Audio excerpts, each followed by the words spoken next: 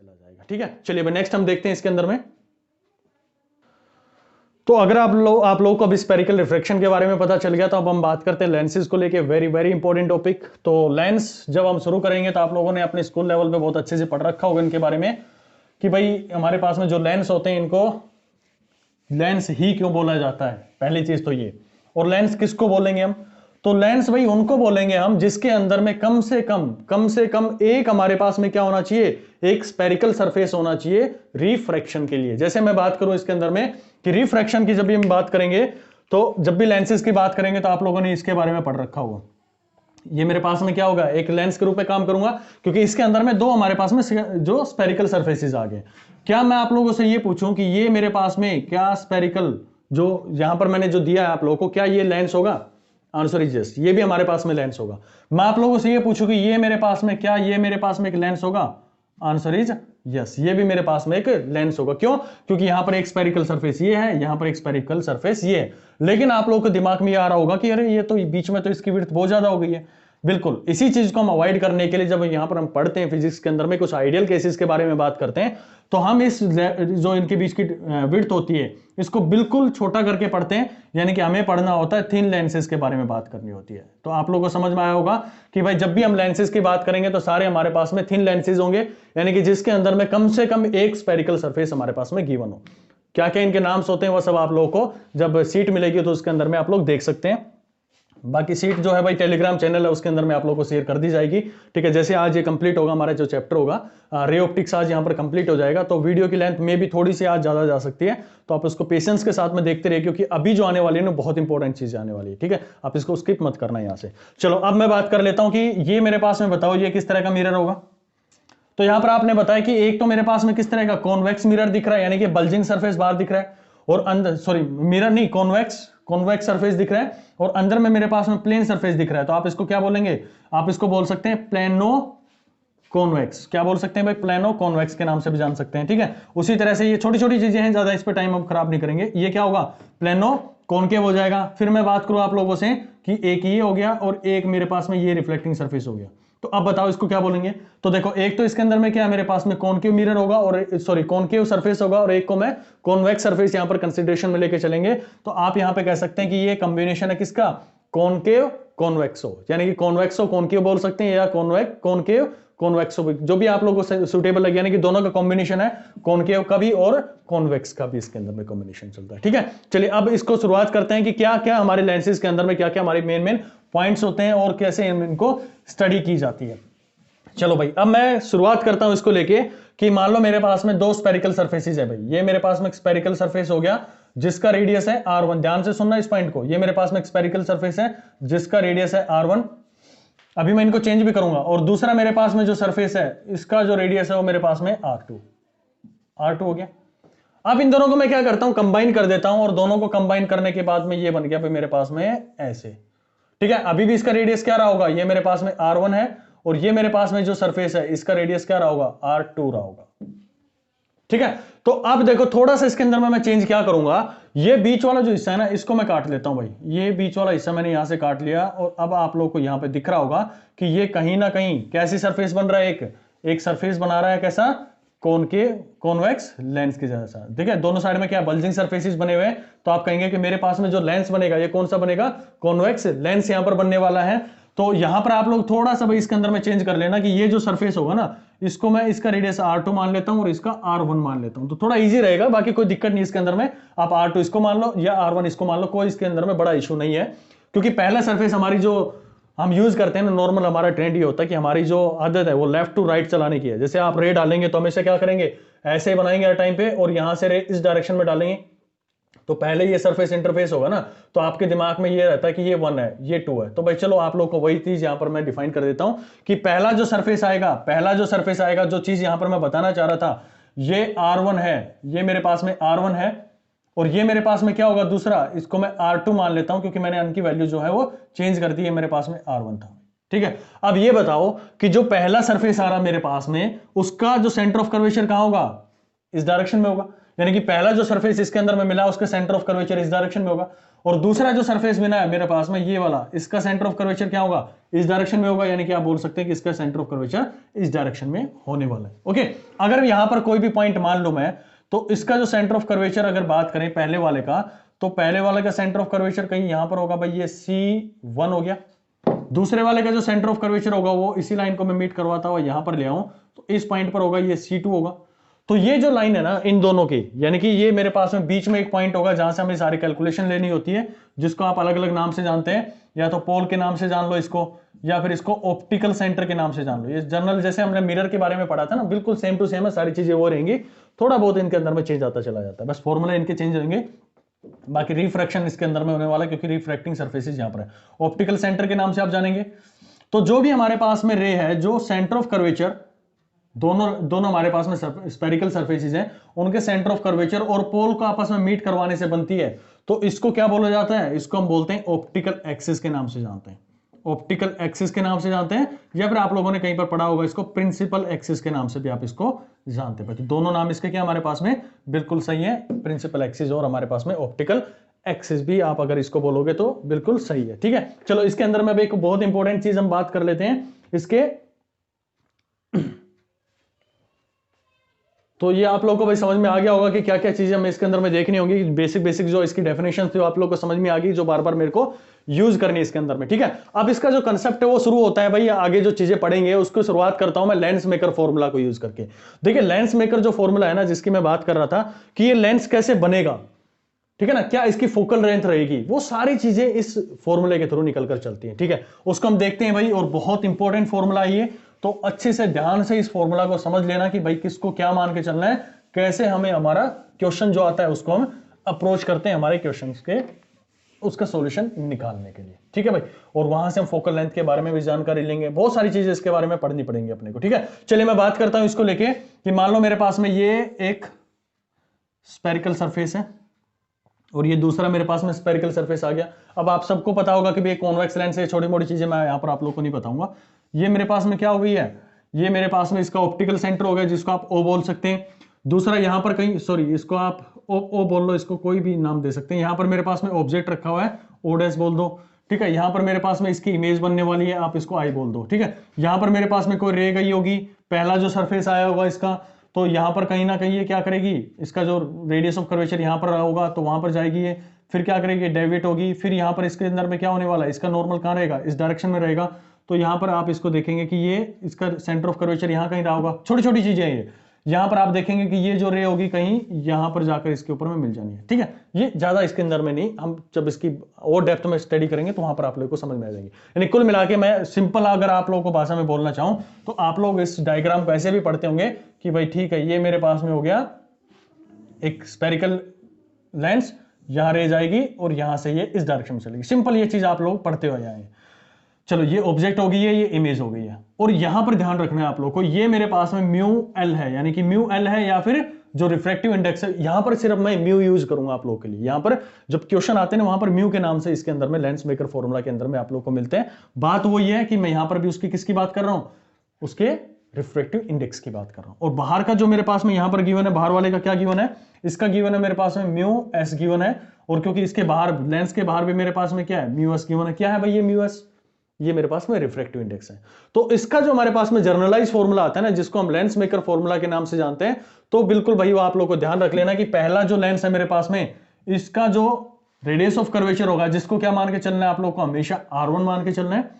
यहां पर जो होगा इसको हमेशा R2 मान के चलना है। ठीक है, ये कोई साइन मतलब fast hard and fast rule नहीं है ये, लेकिन आप लोग अपने क्वेश्चंस को इसी तरह से अप्रोच करते हैं, तो इसीलिए मैंने बेटर आप लोग को बताया कि हमेशा R1 मानना है, इसको R2 मान के चलेंगे। पहले वाला जो R1, दूसरे वाला मेरे पास में R2, आप उसको मान के चलो भाई। ठीक है, बहुत अच्छी बात। तो इसका जो मेरे पास में जर्नलाइज फॉर्मूला निकल के आता है, that is equal to 1/v minus 1/u। ये मेरे पास में आएगा 1/v माइनस 1/u। ठीक है, और ये मेरे पास में गिवन होगा, that will be equal to mu L, यानी कि जो मेरे पास में रिफ्रैक्टिव इंडेक्स है किसका, लेंस का, डिवाइडेड बाई म्यू एस। बिल्कुल रटा होना चाहिए फॉर्मूला आप लोग को ये, कि जो मेरे पास में सराउंडिंग है उसका रिफ्रैक्टिव इंडेक्स, और ऊपर किसका आएगा, हमेशा लेंस का आएगा मेरे पास में, लेंस का रिफ्रैक्टिव इंडेक्स, और इसमें से आपको कर देना -1। पहली चीज तो ये आप लोग को समझ आई या नहीं आई, ठीक है, अब क्या करना होता है, अगला जो स्टेप होता है इसके अंदर में 1 माइनस R1 माइनस 1/R2, ये इसके साथ में मल्टीप्लीकेशन में चला जाता है भाई। तो ये जो जर्नलाइज फॉर्मूला है very very important for your exam, ठीक है ना। इसके ऊपर में बहुत सारे न्यूमेरिकल्स बनते हैं जिनकी आपको जो डीपीपी मिलेगी उसके अंदर में भी करवाएंगे, और यहां पर भी मैं कोशिश करूंगा 1 से 2 क्वेश्चन आप लोगों को सोल्व करवा दिए जाए, ठीक है। तो ये फॉर्मूला अगर आप लोगों को ध्यान है, अगर नहीं है तो भाई इसको बिल्कुल आप अपनी नोटबुक के अंदर में राइट डाउन कर लो, ठीक है। चलिए अब मैं बात करता हूं, अगर लेंस मेकर फॉर्मूला, इसको नाम दिया जाता है लेंस मेकर फॉर्मूला। क्यों दिया जाता है भाई लेंस मेकर फॉर्मूला? क्योंकि आप लोग गए होंगे ना कभी अपनी आंखें चेक करवाने के लिए गए होंगे, ठीक है। तो वो क्या करता है, आपकी आंखों पे अलग अलग तरह के गिलास रख के ऑब्जर्व करवाता है, ठीक है। पहले उसके पास में पहले लेंस रखा होता है, फिर उसके ऊपर दूसरा, फिर तीसरा, चौथा, पांचवा, ऐसे रख के वो क्या करता है, अलग अलग स्पेरिकल सरफेसेस को आपके आंखों के सामने रख के देखता है कि हाँ भाई किस पॉइंट पर आप लोग को सही दिखाई दे रहा है। तो उसके हिसाब से वो जो कैलकुलेशन करेगा, और उसके बाद में आप लोग क्या करता है, एक पर्टिकुलर टाइप का लेंस बनाकर जो भी बना रहा होता है उसको दे देगा, जो भी उसका कारीगर है उसको दे देगा, और वो पर्टिकुलर आप लोगों के लिए एक लेंस तैयार करके दे देगा।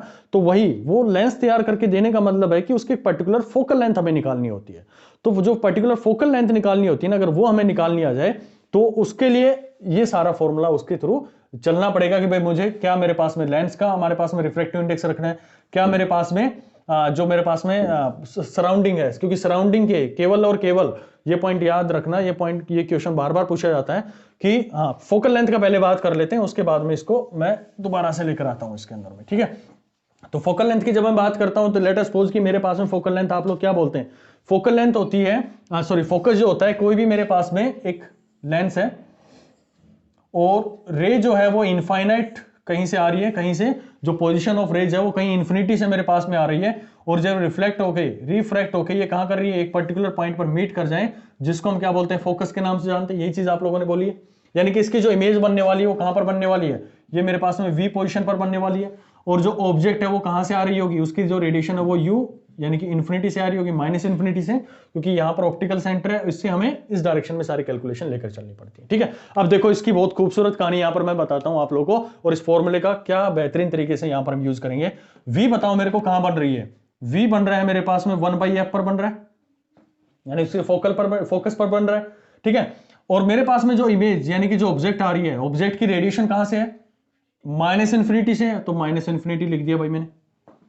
और यहां पर मेरे पास में आ गया ये म्यू एल, भाई लेंस का जो मेरे को गिवन है म्यू एल है, और सराउंडिंग कुछ भी हो सकती है, वाटर भी हो सकता है, ठीक है, वाटर भी आप ले सकते हो, गिलास भी ले सकते हो, पानी भी वो एयर भी ले सकते हो, जो चाहो आप लोग, अल्कोहल भी ले सकते हो, हनी भी ले सकते हो, कुछ भी ले सकते हो, लेकिन आप लोग को रिफ्रैक्टिव इंडेक्स उसका पता होना चाहिए, या फिर आप लोग को क्वेश्चन के अंदर में दिया जाएगा। म्यू एस ये बिल्कुल एज इट इज रहेगा -1, और ये मेरे पास में बनने वाला 1 माइनस R1 माइनस 1/R2, ये आप लोग के पास में बन गया। अब बताओ मेरे को 1/∞ क्या होता है, 0 होता है, तो आप लोग के पास एक फॉर्मूला आ गया 1/f that will be equal to mu L divided by mu S minus 1/R1 minus 1/R2। क्या ये फोकल लेंथ का ही फॉर्मूला आ गया मेरे पास में, ठीक है। तो आप लोग को फोकस जो निकालना आता है ना, उसकी अगर फोकल लेंथ पूछ ली जाए तो ये आप लोग निकालेंगे और उसका क्या कर देंगे, इन्वर्स कर देंगे, तो आप लोग को उसका वैल्यू मिल जाने वाला है, ठीक है। ये मेरे पास में पहला फॉर्मूला हो गया। दूसरा फॉर्मूला ये हो गया, इसमें क्या क्या पता होना चाहिए मेरे को भाई, इसके अंदर में म्यू एल यानी कि उसका रिफ्रैक्टिव इंडेक्स लेंस का, प्लस में जो मेरे पास में जो उसके अंदर में सराउंडिंग है उसका मेरे को सरफेस पता होना चाहिए। तीसरा जो इसके अंदर में फॉर्मूला निकल के आता है, तीसरा फॉर्मूला जो आप लोगों ने मिरर में मेरे साथ में पढ़ा था, उसका मैंने अपोजिट भी आप लोग को करके दिखाया था कि 1/f that is equal to 1/v minus 1/u। तो ये भी मेरे पास में क्या है, यही फॉर्मूला है। तो आप ये भी लिख सकते हैं इसके अंदर में कि जो पूरी वैल्यू आई है यहां पर 1v माइनस 1/u है, उसको 1/f लिख रहे हैं, यानी कि कुल मिला के आप जो भी चाहें इसके अंदर में, अगर आप लोगों को क्वेश्चन के अंदर में क्या क्या गिवन है, फोकल लेंथ गिवन है, v गिवन है, u निकालने के लिए बोल दिया जाए तो आप इस फॉर्मूले के थ्रू जाएंगे, या फिर आप लोग को ये निकालने के लिए दे दी जाए कि u गिवन है, f गिवन है, तो v आप लोग निकाल लेंगे। कैसे निकालेंगे, with by putting the sign convention. Sign convention आप लोग को इसके अंदर में रखने पड़ेंगे, ठीक है। अगर आप लोग को ये दे दिया जाए कि मेरे पास में म्यू ये है, यानी कि रिफ्रैक्टिव इंडेक्स दे दिया जाए, लेंस का दे दिया जाए, और मेरे को जो उसके सराउंडिंग है उसका दे दिया जाए, तो आप इस फॉर्मूले के थ्रू जाएंगे। और अगर आप लोगों को सिंगल सरफेस दे दिया जाए, तो सिंगल सरफेस का आप लोगों ने मेरे साथ में फॉर्मूला पढ़ा था, क्या था भाई उसका, मेरे को जल्दी से बताओ। तो फॉर जो फॉर्मूला आप लोगों ने मेरे साथ में पढ़ा था कि जब हमारे पास में केवल सिंगल रिफ्रैक्टिव सरफेस हो तो वहां पर कैसे यूज करते हैं, N2 divided by V minus N1 divided by U, और ये इक्वल होता है मेरे पास में N2 माइनस में N1 डिवाइडेड बाई R। तो ये आप लोगों ने बहुत अच्छे से इस क्वेश्चन को सोल्व भी किया था, 2-3 क्वेश्चन हमने इसके ऊपर में सोल्व भी करके देखे थे, तो वहां पर आप लोगों ने इसको बहुत अच्छे से समझा भी था। ठीक है, तो आप लोगों को समझ में आएगी कैसे हमारे पास में लेंस मेकर फॉर्मूला निकल के आता है, क्या क्या हमारे पास में ये वैल्यूज रखी होती हैं। चलो इसी के ऊपर में क्वेश्चन यहां पर सोल्व करते हैं। लिखो मेरे पास में एक दो सरफेसेस हैं, चलो ये भाई स्क्रीनशॉट लेना चाहो तो इन फॉर्मूलाज का आप ले लो जल्दी से। चलो भाई आगे बढ़ते हैं। देखो ये क्वेश्चन ना स्टेप बाय स्टेप आप पढ़ते चलते हो ना तो बड़ा मजा आता है इन चीजों को पढ़ने में। लेकिन अगर सीधा आप लोग जैसे बोल रहे थे आप लोग कि जी सीधा हमारे पास में वेव ऑप्टिक्स करवा दो या फिर मेरे को लेंस करवा दो, लेंस मेकर फॉर्मूला करवा दो, भाई देखो जब तक आप लोगों को स्टेप समझ में नहीं आते ना, मैं आप लोगों को स्पेरिकल सरफेस के बारे में नहीं बताता ना, तो कहां से आप इसको पहुंच पाते इस पॉइंट के ऊपर में, कैसे आप लोगों को पता चलता कि क्या हमारे पास में रिफ्रैक्शन होगा, कैसे हम लोगों को रिफ्रैक्टिव इंडेक्सेस का यूज करके हमारे क्वेश्चंस को अप्रोच करना होगा। ठीक है, तो वो सारी चीजें स्टेप बाय स्टेप चलती हैं। ऐसा नहीं कि भाई एक ही दिन में आप लोगों को मैं एग्जाम ओरिएंटेड चीजें करवा दूं, एग्जाम ओरिएंटेड चीजें चलती हैं लेकिन उसके लिए आप लोगों को पूरे स्टेप फॉलो करने होते हैं। चलो भाई इसके हम देखते हैं, इस क्वेश्चन को देखते हैं। बहुत ही बेहतरीन क्वेश्चन है जिसके अंदर में मैं दे रखा है आप लोगों को कि ये मेरे पास में एक लेंस है जिसके अंदर में पहला जो इसका जो मेरे पास में गिवन है, पहले वाले का जो R1 है दैट इज इक्वल टू 10, दूसरे का भी मेरे पास में रेडियस ऑफ कर्वेचर है दैट इज 10 यानी कि R2 आप इसको बोल सकते हैं, दूसरे सरफेस को लेके बोल सकते हैं। ठीक है, और ये जो मेरे पास में इसका रिफ्रैक्टिव इंडेक्स दिया गया है दैट इज इक्वल टू 2, जो बाहर दिया गया है इसका जो दिया गया है 2 है और बाहर जो दिया गया है 1 है, और इसका जो सराउंडिंग है इसको भी मैंने कितना दिया है 1 यहां पर आप लोगों को दे दिया है। ठीक है, अब आप लोगों को सोल्व जो करना है वो ये फाइंड आउट करना है इसके अंदर में कि इसके अंदर में इसकी फोकल लेंथ क्या रही होगी। ठीक है, फोकल लेंथ इसके लिए आप इसको कैलकुलेट करके दिखाओ भाई जल्दी से। तो इस क्वेश्चन को थोड़ा सा ना इसके अंदर में हम चेंज कर लेते हैं थोड़ा। इसके अंदर में ये कर लो कि R1 जो है ना मेरे पास में, R1 जो आने वाला है वो 20 रखो आप लोग, और ये जो मेरे पास में सराउंडिंग है उसको 2 रखो, यहां पर 2 रखो, और जो इंटरनल है इसको 1.5 रख के आप लोग सोल्व करो भाई इसको। ठीक है, देखो डेटा उससे भी हमारे पास में आ जाता है, लेकिन थोड़ा सा मैं जो इसके अंदर में चाह रहा था वो चीजें यहां पर मैं बताने के लिए इसकी वैल्यूज यहां पर चेंज करती है थोड़ी सी, तो कोई इशू नहीं।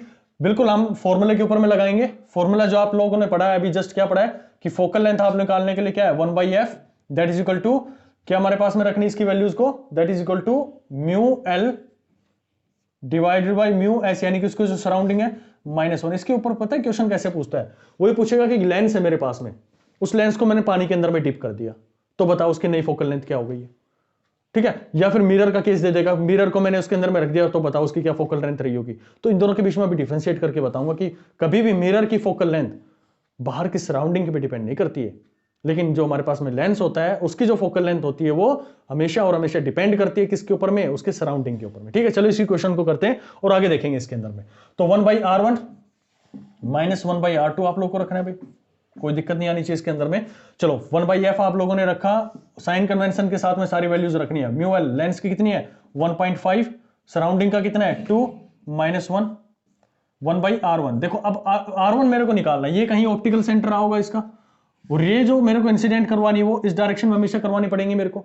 तो पहला जो मेरे पास में लेंस है, पहला जो स्पेरिकल सरफेस है इस लेंस का, तो उसका जो रेडियस ऑफ कर्वेचर वो कहां है, इस साइड में, और रे कहां जा रही है, इस साइड में इंसिडेंट हो रही है। तो आप निकाल सकते हैं कि मेरे पास में R1 जो आने वाला नेगेटिव आएगा पॉजिटिव आएगा, तो मुझे इस डायरेक्शन में जाना है तो नेगेटिव आने वाला है, यानी कि सरफेस का जो मेरे पास में R आएगा दैट विल बी -20। यहां तक आया आप लोगों को समझ में। ठीक है, अब नेक्स्ट हम बात करते हैं R2 को लेके। तो R2 क्या है मेरे पास में, ये वाला है, और इसका जो रेडियस ऑफ कर्वेचर वो कहीं आ रहेगा, यानी कि स्पेरिकल बॉल यहां से ली गई होगी, उसका रेडियस ऑफ कर्वेचर ये रहा होगा।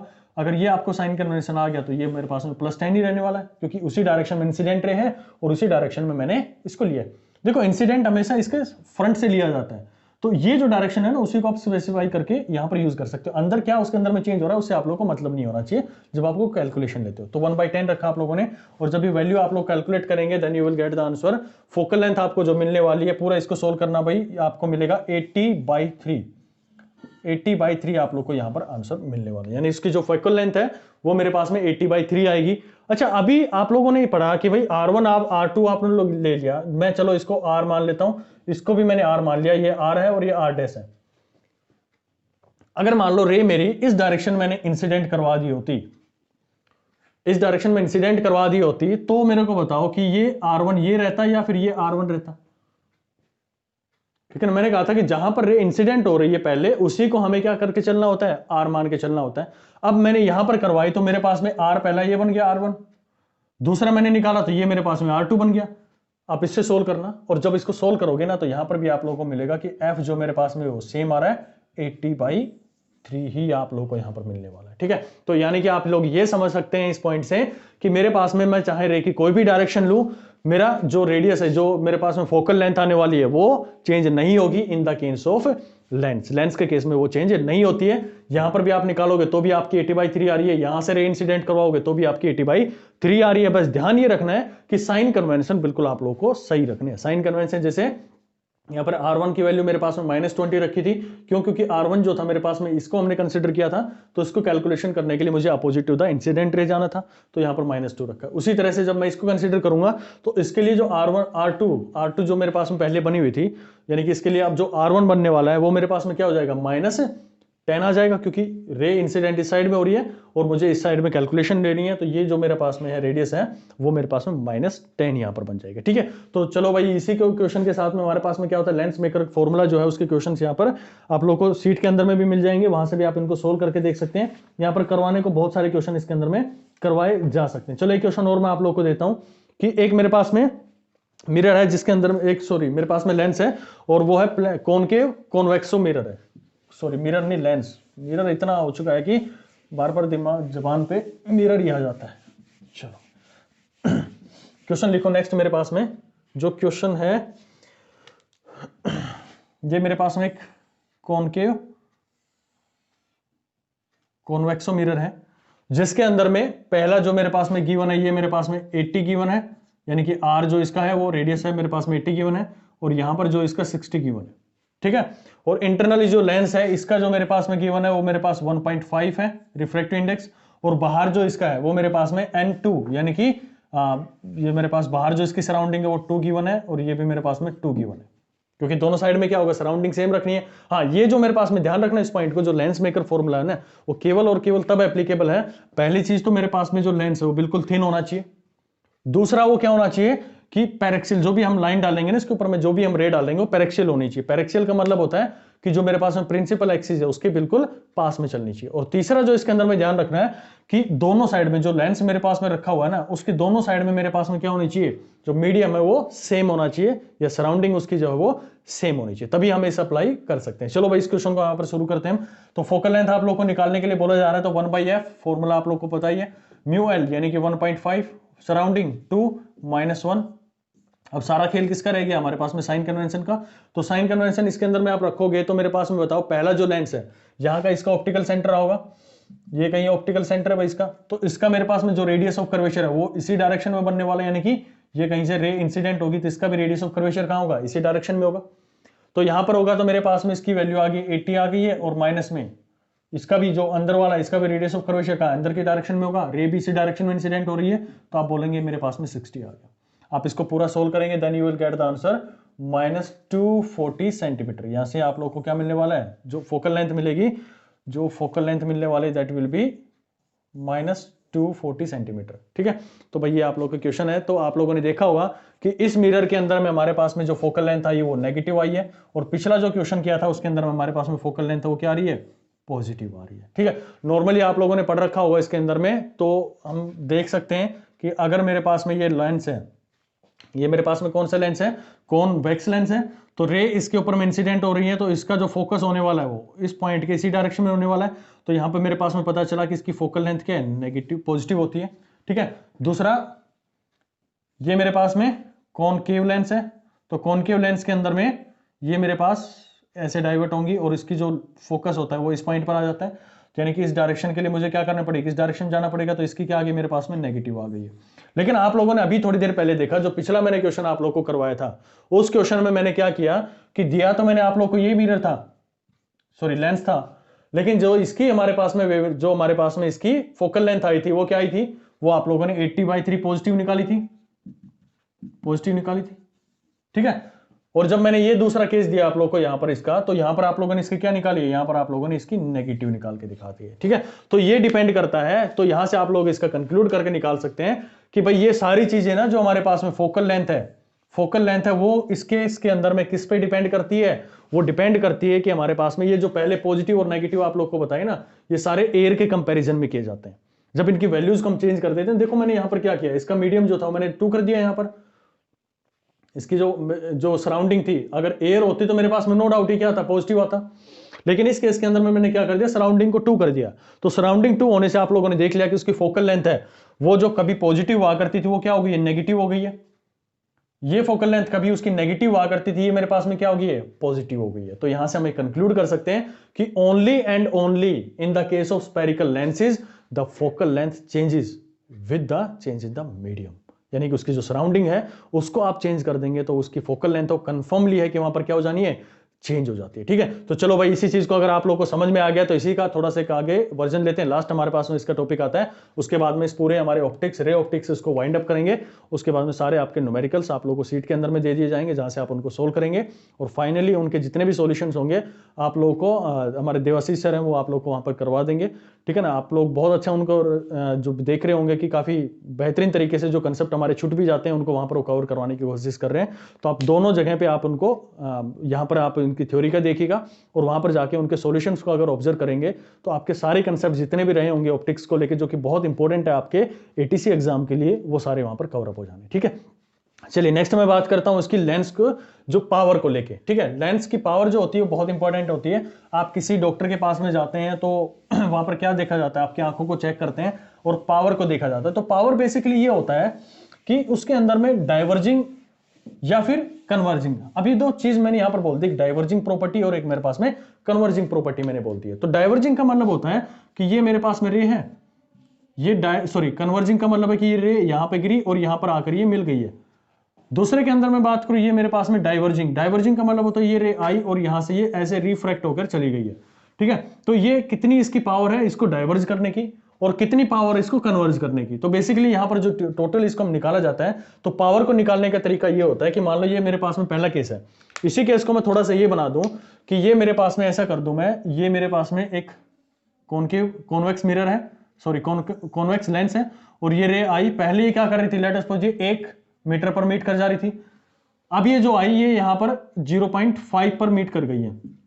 तो मेरे को ये बताओ किसकी पावर ज्यादा है कन्वर्ज करने की, तो आप कहेंगे जी इसकी पावर ज्यादा है इसको कन्वर्ज करने की। तो पावर का फॉर्मूला बेसिकली किस पे डिपेंड करता है, पावर का फॉर्मूला जो है वो डिपेंड करता है फोकल लेंथ पे। तो आप लोग लिख सकते हैं कि किसी भी लेंस की जो हमारे पास में फोकल लेंथ है वो अगर हमारे पास में उसका इन्वर्स कर दिया जाता है तो हमें ये पता लग जाता है कि वो कौन सा हमारे पास में ज्यादा उसकी पावर है कन्वर्ज करने की या फिर डाइवर्ज करने की। ठीक है, तो ये जो हमारे पास में होनी चाहिए मीटर के अंदर में होनी चाहिए। अगर ये मीटर में होती है तो इसका जो यूनिट आता है उसको बोलते हैं डायोप्टर के नाम से हम जानते हैं। ठीक है, जब हम मिरर की बात कर रहा था तो मिरर के अंदर में भी हम यही देखते हैं, हमें बेसिकली उसके फोकल लेंथ पे काम करना होता है। लेकिन वहां पर जो पावर होती है वहां पर मैंने आप लोगों को छोड़ दिया था उस पॉइंट पर, तो वहां पर जो फोकल लेंथ दी जाती है वो भी हमारे, क्योंकि हमारे पास पावर जो होती है हमेशा पॉजिटिव यूज करनी होती है, तो यहां पर हम उसका नेगेटिव यूज कर लेते हैं। ठीक है, तो वहां पर आप लोग देखेंगे ये भी हमारे पास मीटर में होगी और इसका जो हमारे पास में फॉर्मूला आने वाला है वो डायोप्टर ही आने वाला है। ठीक है, सॉरी इसकी जो यूनिट आने वाली है वो भी हमारे पास में डायोप्टर ही आने वाली है। ठीक है, तो ये आप लोगों को समझ में आ गया होगा कि मेरे पास में पावर कैसे इनकी निकाली जाती है, बहुत इंपॉर्टेंट यहां से क्वेश्चन बनते हैं।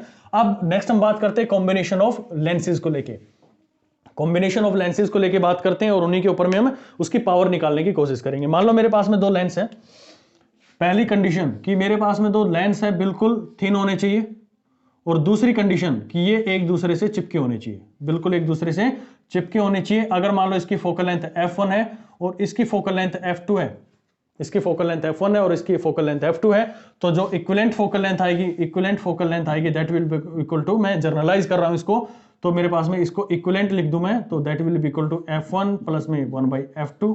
ऐसे अगर मेरे पास इनफाइनाइट जुड़े हैं तो 1/fn तक मैं चला जाऊंगा, यानी कि मेरे पास में जो टोटल फोकल लेंथ आने वाली है इसकी सभी का कॉम्बिनेशन, जब पहली चीज वो दोनों आपस में चिपके होने चाहिए बिल्कुल, तभी आप ये फॉर्मूला लगा सकते हो कि उसको हम इक्विवेलेंट कर दें। तो इक्विवेलेंट करने के लिए आप f equivalent equal to 1/f1 plus में 1/f2 इक्वल टू जो भी हमारे पास में अप टू इन्फिनिटी आप उसको लेकर चले जाएंगे।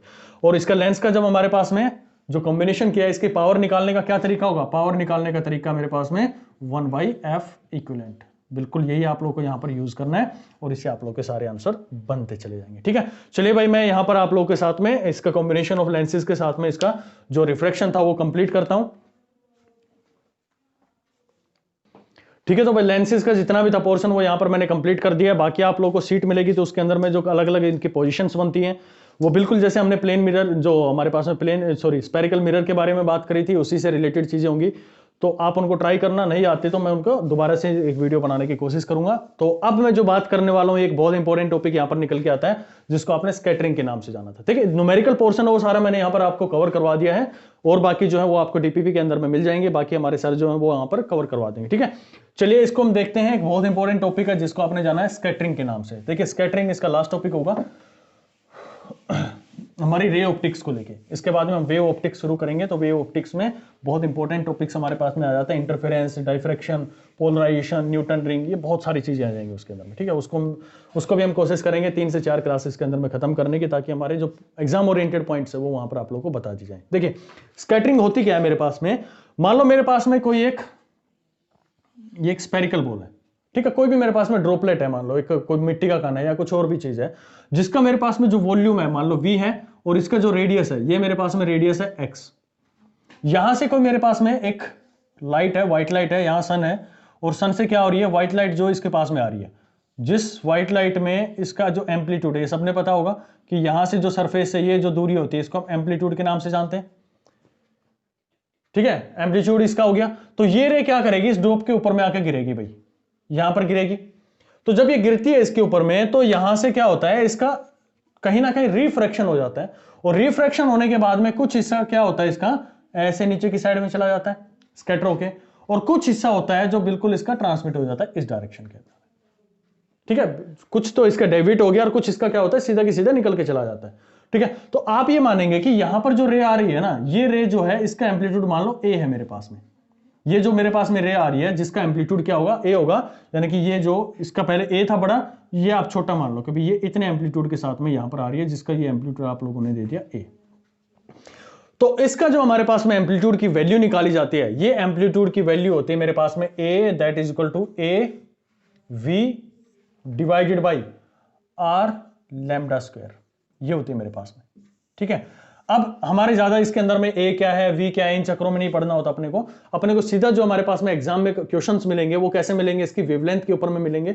वी आप लोगों को समझ में आ गया इसका कितना वॉल्यूम है, आर कितना, मैं कितनी दूरी पर खड़ा होकर देख रहा हूं। ठीक है, ये सारी चीजें इसके अंदर में वैल्यूज हमारे पास में दी जाती हैं। और ए क्या है मेरे पास में, जो ए है आपकी जो एक्चुअल में रे आ रही थी उसकी एम्पलीट्यूड के बारे में बात कर रहे हैं इसके अंदर में। ठीक है, तो आप लोगों ने अच्छे से पढ़ा था कि एम्पलीट्यूड जो हमारे पास में इंटेंसिटी होती है वो डायरेक्टली प्रोपोर्शनल किसकी होती है, जो हमारे पास में एम्पलीट्यूड होता है उसके स्क्वायर के बराबर में। कोई भी जनरलाइज में एक इक्वेशन बात कर रहा हूं कि मान लो मेरे पास में ये वेव है, इस वेव का जो एम्पलीट्यूड है ए, तो कहीं पर गिरने वाली जो इंटेंसिटी यानी कि जितनी मेरे को दिखेगी वो इक्वल होती है मेरे पास में एम्पलीट्यूड के स्क्वायर के बराबर में।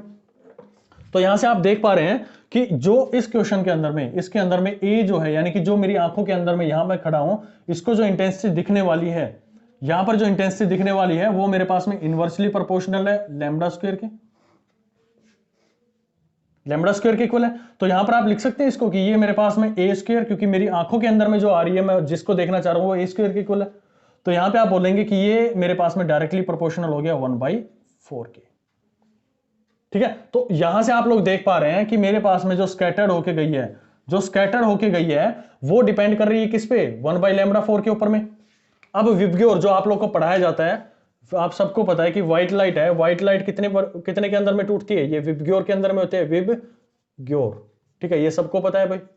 तो इसके अंदर में जैसे जैसे आप इस डायरेक्शन में चलते हैं तो आपकी जो लैम्डा यानी कि वेवलेंथ जो होती है, ये जैसे वेव है मेरे पास में, ये वेव जो बनी हुई है, तो इस पॉइंट से एक क्रस्ट से दूसरे ट्रफ तक की जो दूरी होती है इसको वेवलेंथ के नाम से जानते हैं। तो इस पे डिपेंड करती है ये 1/λ के ऊपर में। तो जैसे जैसे आप जाएंगे तो ये आर जैसे जैसे जाएंगे तो ये जो मेरे पास में इसकी वेवलेंथ वो इंक्रीज होती चली गई है। अगर वेवलेंथ मेरे पास में इंक्रीज होती चली गई है तो आप मेरे को ये बताओ कि सबसे ज्यादा वेवलेंथ किसकी रहने वाली है, तो आप कहेंगे कि भाई रेड की सबसे ज्यादा वेवलेंथ रहने वाली है। यानी कि जो मेरे पास में ए स्क्वायर है वो डायरेक्टली प्रोपोर्शनल है 1/λ² के, 1/λ4 के। तो जो मेरी आंखों में दिखने वाली इंटेंसिटी है, जो मैं यहां पर खड़ा होकर देख रहा हूं, इंटेंसिटी किस रे की सबसे ज्यादा दिखेगी, क्योंकि व्हाइट लाइट के अंदर में तो 7 का कंपोजिशन है। तो यहाँ पर मेरे पास में 7 का कंपोजिशन है। यहाँ पे मैं पॉइंट ये बताना चाह रहा हूँ कि जो सिग्नल्स जो होते हैं वो रेड के होते हैं, लेजर जो होती है वो रेड की होती है, तो उसका रीजन यहां से निकल के आने वाला है, क्योंकि जब वो रे गिरती है ना तो λ/4 पे डिपेंड कर रही है वो। तो λ/4 का मतलब है कि रेड की सबसे ज्यादा है, तो रेड की सबसे ज्यादा है तो मेरे पास में उसकी स्कैटरिंग की जो इंटेंसिटी है वो क्या हो जाने वाली, कम हो जाएगी। तो मैक्सिमम कहां चली जाएगी, वो ट्रांसमिशन के अंदर में चली जाएगी, और इधर जो स्कैटर होगी वो लेस होगी, और यहां पर वो क्या चली जाएगी, सबसे ज्यादा चली जाएगी। अब ये जो स्कैटरिंग होती है केवल और केवल तब होती है जब इसका रेडियस जो होगा, ये जो मेरे पास में रेडियस है वो उसके लैम्ब्डा से छोटा होगा, तब हम कहेंगे कि हमारे पास में क्या हो रही है, उस पर्टिकुलर पॉइंट पर स्कैटरिंग हो रही है। यानी कि ये एक नाम दिया जाता है इसको रेले स्कैटरिंग, रेले स्कैटरिंग के नाम से भी आप इसको जानते हैं, ठीक है। तो रेले स्कैटरिंग के लिए कब क्या सफिशिएंट कंडीशन है कि उसका जो लैम्ब्डा है, यानी कि जो वेवलेंथ है, जो रे उसके ऊपर में गिर रही है, उसका लैम्ब्डा मेरे पास में क्या होना चाहिए, उसके जो रेडियस है उससे हमेशा क्या होना चाहिए, कम होना चाहिए, तभी आप क्या कर सकते हैं उसको, सॉरी, जो रेडियस है वो कम होना चाहिए उस वेवलेंथ से, तभी वहां पर क्या होगी, रेले स्कैटरिंग होगी। और रेले स्कैटरिंग होगी वो कितना फॉर्म है उसका, क्या होगा, 1/λ4 पर वो डिपेंड करती है भाई, ठीक है। तो आप लोगों को यहां से कंक्लूजन पूछ लिया जाएगा कि भाई रे जो हमारे पास में रेड लाइट है वो सबसे ज्यादा यूज क्यों की जाती है सिग्नल्स के अंदर में, क्योंकि आप लोग यहां पर देख पा रहे हैं कि यहां पर जो उसकी पावर है वो कम आएगी, स्कैटरिंग के अंदर में कब पावर कम आएगी, क्यों, क्योंकि उसका लैम्ब्डा क्या होगा, ज्यादा होगा, और लैम्ब्डा ज्यादा होगा तो ये जो स्कैटरिंग इंटेंसिटी है वो कम होगी, और स्कैटरिंग इंटेंसिटी कम होगी तो वो कहां चली जाएगी, ट्रांसमिशन के अंदर में चली जाएगी, यहां पर हमारे पास में कम हमारी आंखों के अंदर में पहुंचेगी। इसीलिए जो सिग्नल्स होते हैं रेड होते हैं, लेजर होती है वो भी हमारे पास में रेड होती है। अब कितने दुनिया भर के इसके अंदर में क्वेश्चन बना लो आप लोग, ठीक है। जैसे सूरज जो होता है सुबह सनराइज या सनसेट के टाइम पे रेड क्यों दिखता है, क्योंकि रेड इसलिए दिखता है भाई, वो डिस्पर्जन जो होता है ना उसका, जो स्कैटरिंग होती है जब वो निकलता है, जब बिल्कुल होरिजन के ऊपर में होता है, तो केवल और केवल रेड लाइट होती है जो हमारी आंखों तक पहुंच पाती है, ठीक है। क्योंकि बाकी तो क्या करती है, ट्रांसमिट इधर उधर को गायब हो जाती हैं, या फिर पूरी तरह से स्कैटर नहीं कर पाती हैं, लेकिन हमारे पास में खाली जो रेड लाइट है वो स्कैटर कर पाती है, सॉरी कम स्कैटर करेगी, और मैक्सिमम ट्रांसमिशन हो जाएगा, हमारी आंखों में आके रेड दिखती है, ठीक है। बाकी वहीं के वहीं खत्म हो जाती है। फिर हमारे पास में क्वेश्चन बन जाता है कि अच्छा ये बताओ बादल जो है वो हमें व्हाइट क्यों दिखाई देते हैं, ठीक है।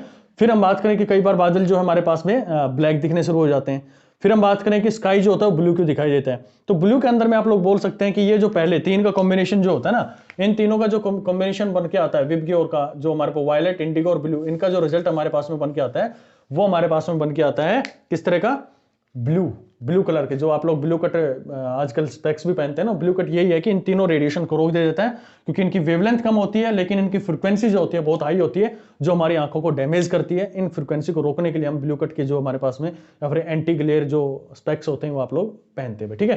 क्लाउड जो होते हैं, क्लाउड्स क्यों व्हाइट दिखते हैं इसके अंदर में, क्योंकि जो ड्रॉप्स होती है ना इसके अंदर में, ड्रॉप होती है उनके अंदर में हमारे पास में स्कैटरिंग नहीं हो पाती है। क्यों नहीं हो पाती है, व्हाइट क्यों दिखते हैं, पहली चीज तो ये मान लो मेरे पास में एक ड्रॉप है, व्हाइट लाइट इसके अंदर में जाएगी। अब इसका जो साइज होता है ना, इसका जो साइज होता है वो ग्रेटर देन होता है किससे, जो हमारे पास में लाइट गिरने वाली उसके लैम्ब्डा से, ठीक है। तो क्या करेगी ये रे जो है ना, सारी की सारी यहां से अलग अलग कॉम्बिनेशन के अंदर में यहां पर आएंगी, और सारी जितनी भी हमारे पास में विबग्योर है वो पर्टिकुलर पूरा का पूरा वहां से क्या हो जाएगा, रिफ्रैक्ट हो जाएगा, और रिफ्रैक्ट होने के बाद में हमारी आंखों में गिरेगा। यानी कि स्कैटर भी आप बोल सकते हैं इसके अंदर में, क्योंकि इस ड्रॉप के अंदर में स्कैटरिंग हो रही है, लेकिन सभी लाइट्स की यहां पर स्कैटरिंग हो रही है, तो वो सारी हमारी आंखों में गिरेंगे, हमें क्लाउड क्या दिखेंगे, उसके व्हाइट दिखने शुरू हो जाते हैं, क्योंकि 7 कॉम्बिनेशन सारे हमारी आंखों पे आएंगे तो व्हाइट हमारे क्लाउड दिखने शुरू हो जाते हैं। ब्लैक क्यों दिख जाता है, कुछ क्या होता है, ड्रॉप्स के अंदर में जो लाइट आई है ना वो सारी एब्जॉर्ब कर लेता है, जब एब्जॉर्ब कर लेता है तो हमारी आंखों तक कुछ नहीं पहुंचेगा। ये तो होता है कि भाई कुछ चीज हमें रिफ्लेक्ट होकर आती है हमारे पास में, रिफ्रैक्ट होकर आती है, तभी तो हमें कुछ दिखाई देता है। जब कोई चीज आएगी नहीं तो हमें ब्लैक, जब जैसे बारिश के मौसम में हमें ब्लैक दिखते हैं तो इसीलिए दिखाई देते हैं, ठीक है। ब्लू क्यों दिखता है, क्योंकि वो क्या करते हैं, मैक्सिमम जो स्कैटरिंग वहां पर कर दी जाती है वो इन तीनों की होती है, वायलेट, इंडिगो और ब्लू की हमारे पास में होती है, तो इसलिए हमें वो क्या दिखाई देते हैं, ब्लू स्काई दिखाई देता है, ठीक है। तो ऐसे छोटे छोटे क्वेश्चंस बहुत सारे इसके अंदर में बन सकते हैं, आप जब सीट मिलेगी तो उसके अंदर में देख लेना भाई। और जितना भी यहाँ पर बनता था, जैसे रेनबो कैसे बनता है, रेनबो के बारे में भी सारी चीजें वहां पर बात कर रही जाएंगे। मेन जो था आप लोगों को फॉर्मूला याद रखने वाला 1/λ4 आप लोग को याद रखना है, इसी के ऊपर में आपके क्वेश्चन बनते हैं, क्या कंसेप्ट होता है स्कैटरिंग को लेकर, वो सारा मैंने आप लोग को यहाँ पर समझाने की कोशिश करी, ठीक है भाई। तो ये था मेरे पास में जितना भी रे ऑप्टिक्स का था वो सारा यहाँ पर भाई आज खत्म होता है। और रे ऑप्टिक्स के बाद में हम शुरू करेंगे वेव ऑप्टिक्स को लेके। इसके जितने भी क्वेश्चंस आप लोग को दिए गए हैं, जितने भी वीडियोस दिए गए हैं, कम से कम 1 से 2 बार आप उनको रिपीट कीजिएगा ताकि आपकी क्रिस्टल क्लियरिटी आ जाए आपके कंसेप्ट को लेके।